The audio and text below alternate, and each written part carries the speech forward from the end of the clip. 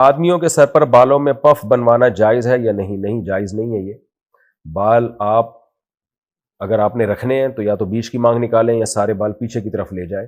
یہ جو یہاں سے بال نکال لیے ایسے کر کے یہاں سے کاٹ دیے، یہ اوٹ پٹانگ طریقے سے جو کر رہے ہیں، تو حدیث میں نبی صلی اللہ علیہ وسلم نے کہیں سے بال چھوڑنا، کہیں سے کاٹنا، اس عمل سے نبی صلی اللہ علیہ وسلم نے منع فرمایا ہے۔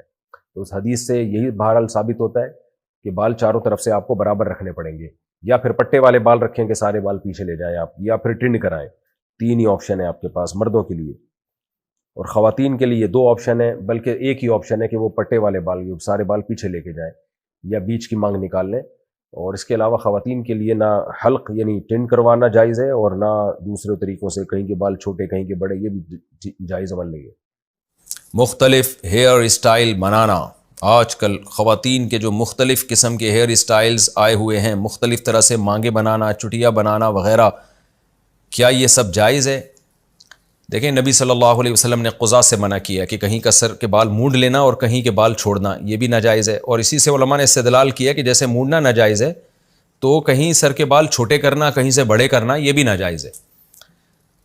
تو عورت اور مرد کے لیے یہ ضروری ہے کہ یا اور مرد تو چھوٹے بال بھی رکھ سکتا ہے، لیکن عورت بال پیچھے لے کے جائے سارے بال، اور پیچھے چھوٹے اگر کرنے ہیں تو بڑھائے اس کو، اتنے بڑھائے کم از کم کہ چٹیا بن سکے اس میں۔ پھر اگر نیچے سے ان کی لینتھ برابر کرنا چاہے تو کر سکتی ہے، جیسے بعض عورتیں کر رہی ہوتی ہیں، نیچے سے نوکے کاٹ رہی ہوتی ہیں، یا بہت ہی لمبے ہو گئے کمر سے بھی نیچے چلے گئے، تو افضل تو یہی ہے کہ لمبے بال رکھے، لیکن اس کو کمر تک چھوٹا کرنا، یا اتنا چھوٹا کہ کم از کم چٹیا بن سکے۔ مرد اور عورت کا فرق جو بالوں کے ذریعے اللہ نے ایک بڑا فرق رکھا ہے، وہ فرق بھی برقرار رہے، تو اتنا ہے۔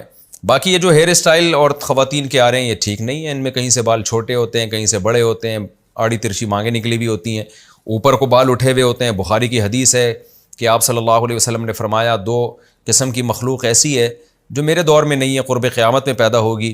لا یجدن ریح الجنہ وان ریحها لیوجد من مسیرۃ کذا وکذا، یہ دونوں قسمیں جنت کی خوشبو بھی نہیں پائیں گی، حالانکہ جنت کی خوشبو تو بہت دور سے محسوس ہوتی ہوگی۔ ان میں ایک ظالم حکمران، اور دوسرا آپ صلی اللہ علیہ وسلم نے فرمایا کہ وہ عورتیں جو چس لباس پہنیں گی اور یا باریک لباس جس سے جسم نظر آتا ہوگا، اور ان کے جو سر ہیں وہ اونٹ کے کوہان کی طرح اٹھے ہوئے ہوں گے، ایسے فیشن کیے ہوئے ہوں گے، وہ بالوں کو اس طرح سے اٹھایا ہوا ہوگا۔ تو اس طرح کے ہیئر اسٹائل جائز نہیں ہے۔ عورت کے لیے بس یہی جائز ہے، بیچ کی مانگ نکالے یا پیچھے لے جائے بال، اور بالوں کو جب کاٹنا ہو تو نیچے سے پیچھے سے ایسے برابر کاٹے، ادھر سے چھوٹے کر دیے ادھر سے بڑے کر دیے، یہ ٹھیک نہیں ہے۔